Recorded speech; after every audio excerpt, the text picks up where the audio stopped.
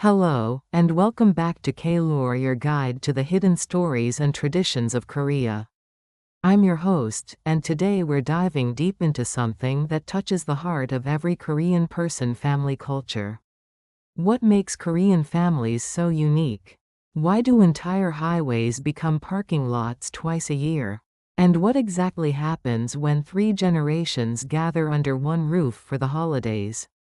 By the end of this video, you'll understand not just what Korean families do, but why these traditions have survived for over 1,000 years. So grab some tea, get comfortable, and let's explore the beautiful world of Korean family culture. Historical foundation. To understand Korean family culture today, we need to go back in time. For over 500 years, during the Joseon dynasty, Korean society was built on Confucian principles. This wasn't just a philosophy, it was a way of life that shaped how families operated. Picture this: a traditional Korean house called a hanok. It wasn't just one building, but a complex of structures arranged around courtyards. The eldest generation lived in the main hall, married sons and their families had their own quarters, and unmarried children lived with their parents. Sometimes, 20 or 30 people lived together as one big family unit. This wasn't just about living space, it was about hierarchy, respect, and responsibility.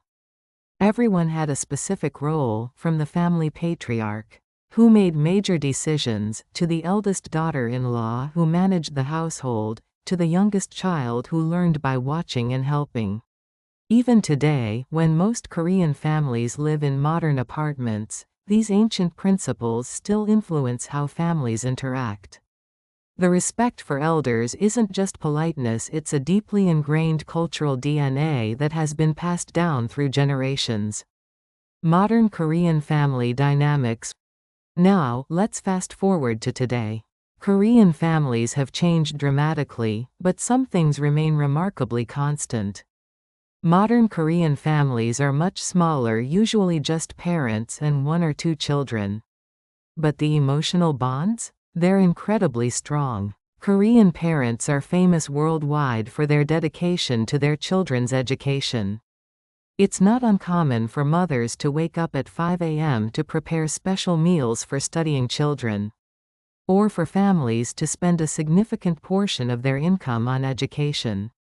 This isn't just about academic pressure, it's about love expressed through sacrifice. Korean parents often say, "Uli ileul waihaziolamun," which means, "if it's for our child." This phrase captures the essence of Korean parenting: boundless dedication. But it works both ways. Korean children grow up understanding hyodo filial piety. This means that caring for aging parents isn't just expected, it's considered one of life's most important duties. Many Korean adults will tell you that their biggest goal is to make their parents proud and ensure they're comfortable in old age.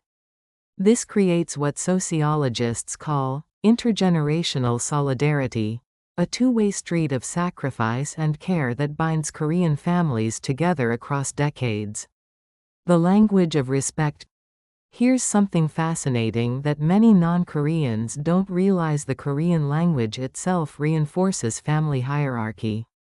Korean has different levels of formality, and family members use different speech patterns depending on age and relationship. A younger sibling will use formal language when speaking to an older sibling, adding yo or sumnida to show respect. They'll never call their older siblings by name. Instead, they use titles like oppa, older brother to a sister, or iani, older sister to a sister.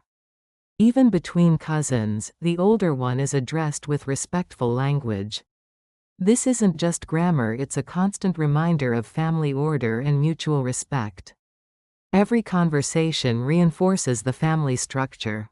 And here's what's beautiful about it: this isn't about oppression, but about creating a system where everyone has a place and everyone is valued for their role in the family ecosystem. Seolnal, the Lunar New Year celebration. Now, let's talk about when Korean family culture truly shines: the holidays. And there's no holiday more important than Seolnal, the Lunar New Year. Imagine this scene: it's early morning on Lunar New Year's Day. In a traditional Korean home, the entire extended family has gathered. The women have been cooking since dawn, preparing elaborate dishes that have been made the same way for generations.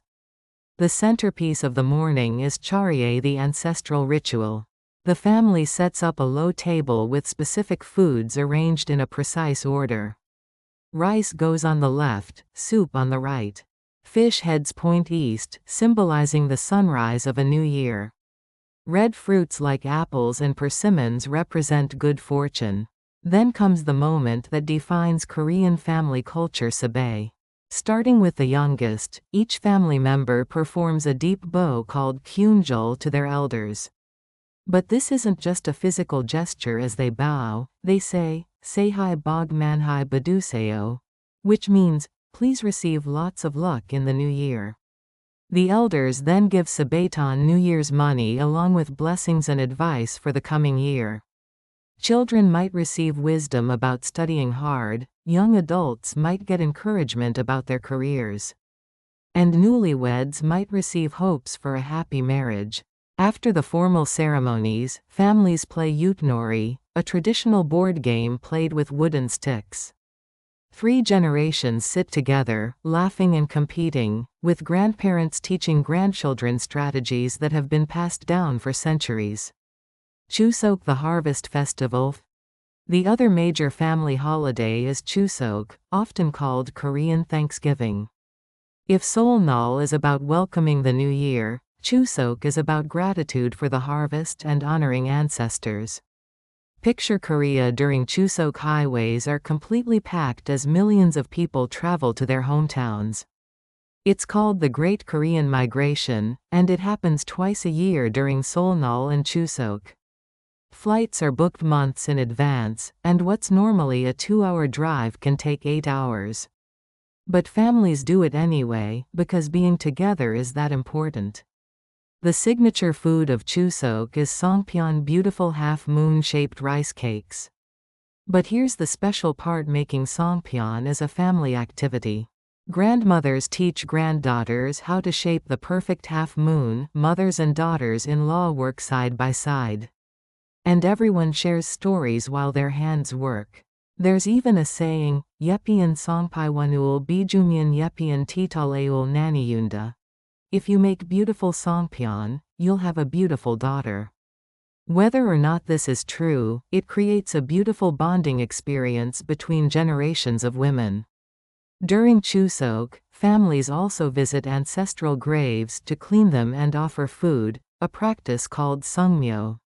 This isn't somber, it's a celebration of family history and continuity. The deeper meaning. But here's what makes Korean family culture truly special: it's not just about obligation or tradition for tradition's sake. These practices serve a deeper purpose. In a rapidly changing world, Korean family traditions provide stability and identity. When a Korean person bows to their grandparents during Seolnal, they're not just showing respect, they're connecting to centuries of ancestors who did the same thing. They're saying, "I am part of something bigger than myself." These holidays also serve as emotional reset buttons for families. In Korea's hyper-competitive society, people work incredibly long hours and often live far from family. But twice a year, everyone comes home. Grudges are forgotten, relationships are renewed, and family bonds are strengthened. The rituals also teach values that can't be learned from books. Children learn respect, gratitude, and responsibility not through lectures, but through participation. They see their parents caring for grandparents and understand that someday, this will be their role too. Modern challenges and adaptations. Of course, Korean family culture is evolving. Younger generations sometimes find traditional hierarchies restrictive. More women work outside the home, so the burden of holiday preparation is being shared differently. Some families are creating new traditions while keeping the spirit of the old ones. But the core remains strong: the belief that family is your foundation, that respect for elders is essential, and that some things are worth preserving across generations. Outro. Korean family culture isn't perfect, but it's beautiful in its dedication to connection across generations. In a world where families often drift apart, Korean families have created rituals that pull everyone back together, twice a year, without fail. Thanks for joining me on today's journey through Korean family traditions. If you enjoyed this video, please like and subscribe to K-Lure for more stories about the heart of Korea. And let me know in the comments what family traditions are most important in your culture. Until next time, annyeonghaseyo.